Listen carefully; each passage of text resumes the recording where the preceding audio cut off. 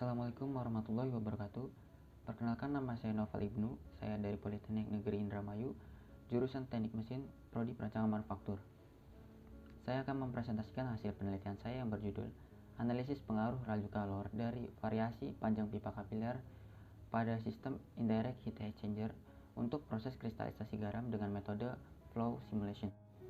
Rumusan masalah dari penelitian ini meliputi bagaimana pengaruh laju kalor terhadap variasi panjang pipa kapiler pada sistem indirect heat exchanger dengan menggunakan metode flow simulation. Untuk keterbaruan dari penelitian ini diantaranya adalah menganalisa pengaruh laju kalor dengan menggunakan metode flow simulation terhadap variasi panjang pipa kapiler pada sistem indirect heat exchanger untuk proses kristalisasi garam. Tujuan dari penelitian ini untuk mengetahui pengaruh laju kalor terhadap variasi panjang pipa kapiler pada sistem indirect heat exchanger untuk proses kristalisasi garam dengan menggunakan metode flow simulation. Berikut merupakan diagram alir dari penelitian ini.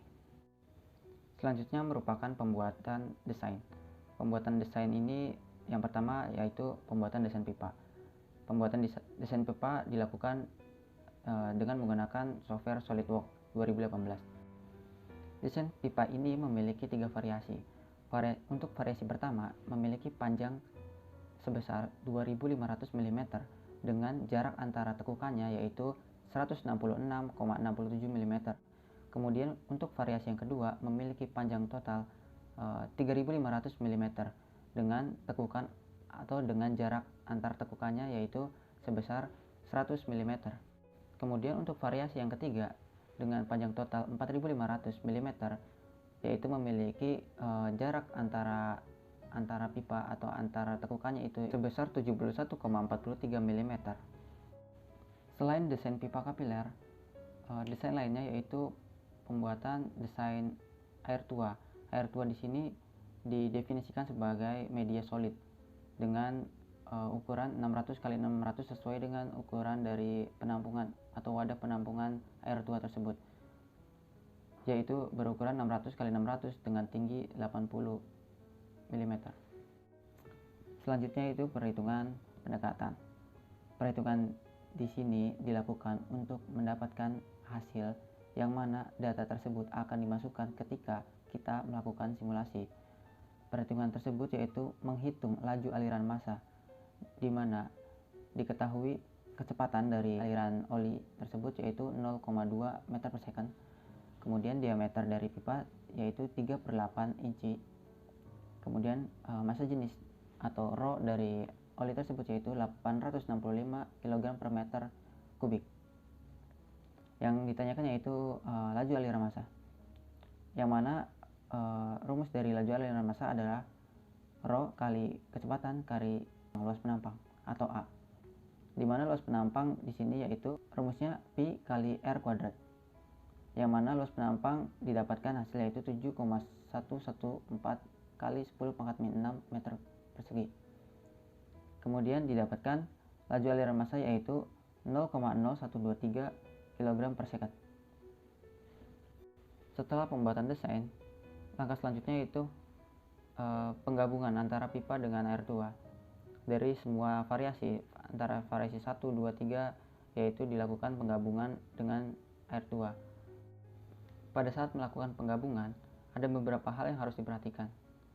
Nah, di sini kita lihat bahwa pipa itu tertutup oleh media solid atau air tua, yang mana seharusnya tidak boleh tertutup karena di dalam pipa ini akan dialiri oleh sebuah fluida yaitu oli.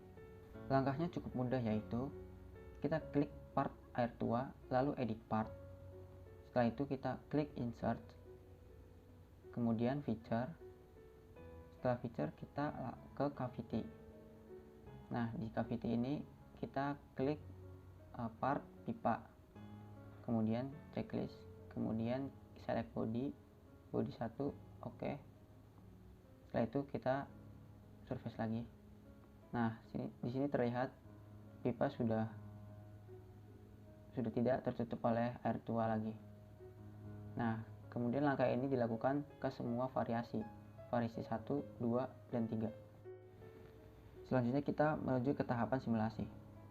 Sebelum kita masuki tahapan simulasi, kita membuat leads. Setelah membuat leads, create leads, kita masuk ke wizard. Nah, wizard di sini kita langsung membuat nama project 1, kemudian kita langsung next. Di sini kita menggunakan meter, kilogram, second. Kemudian temperatur kita ubah menjadi derajat Celcius. Kemudian gravitasi kita menggunakan analisis tipe eksternal ya. Selanjutnya kita klik heat conduction in solid. Kemudian gravity juga kita centang, dimana gravitasi menuju ke Y minus Y yaitu 9,81. Kemudian next kita langsung ke fluid, dimana fluid yaitu oli dan air garam atau air tua. Kemudian ini solid yaitu copper. Kemudian kita ke temperatur yaitu 30 derajat Celcius. Kemudian kecepatan atau velocity yaitu 0,2 meter per second. Kemudian klik finish. Nah, setelah itu kita menuju ke computation domain. Kita klik kanan, lalu edit definition.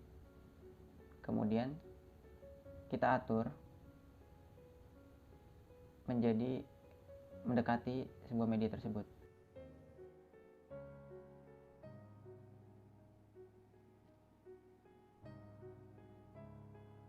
Oke, kalau sudah sesuai, langsung klik centang, lalu kita hide.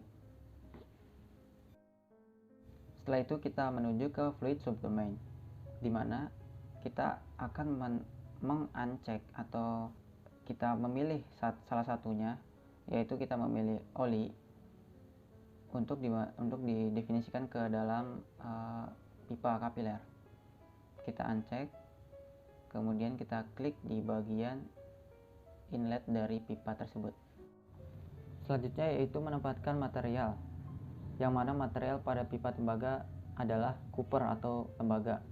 Kemudian setelah menempatkan material, kita melakukan penempatan boundary condition, yaitu yang pertama adalah inlet mass flow. Inlet mass flow seperti dilihat pada gambar, terdapat laju aliran massa, yang mana laju aliran massa telah kita hitung sebelum melakukan simulasi, yang mana nilainya adalah 0,0123 kg per second. Kemudian penempatan inlet mass flow pada titik yang telah ditunjukkan pada gambar. Setelah itu boundary condition yang kedua yaitu environment pressure. Environment pressure ditempatkan pada titik outlet. Kemudian boundary condition yang ketiga yaitu real wall. Real wall terdapat kondisi thermal, dan kondisi thermal pada air laut jenuh yaitu 0,6 dan dengan temperatur 30 derajat, ditempatkan pada part air tua atau air laut jenuh. Setelah melakukan boundary condition, kita menempatkan goals atau tujuan kita, yaitu ingin mencari temperatur pada air laut jenuh, temperatur solid. Kemudian setelah menempatkan goals, kita melakukan running atau calculating, perhitungan, dan didapatkan hasil simulasi sebagai berikut. Pipa kapiler pada variasi pertama sebagai berikut, pipa variasi kedua sebagai berikut, pipa variasi ketiga sebagai berikut, dan didapatkan hasil variasi pertama mendapatkan nilai 77,145 derajat Celcius. Kemudian variasi kedua 78,505 derajat Celcius, dan variasi pipa ketiga yaitu 80,619 derajat Celcius. Kesimpulannya, desain pipa kapiler yang digunakan yaitu desain pipa yang memiliki panjang 4500 mm dan jarak tekukan antar pipa sebesar 71,43 mm dengan diameter pipa 3/8 inci. Kemudian laju kalor terhadap variasi panjang pipa kapiler pada sistem indirect heat exchanger sangat berpengaruh. Terbukti dari nilai temperatur pada air laut jenuh untuk variasi 1 dengan nilai 77,142 derajat Celcius, variasi kedua dengan nilai 78,505 derajat Celcius, dan variasi ketiga dengan nilai 80,62 derajat Celcius. Sekian presentasi dari saya, kurang-kurangnya mohon maaf. Wabillahi taufiq wal hidayah. Wassalamualaikum warahmatullahi wabarakatuh.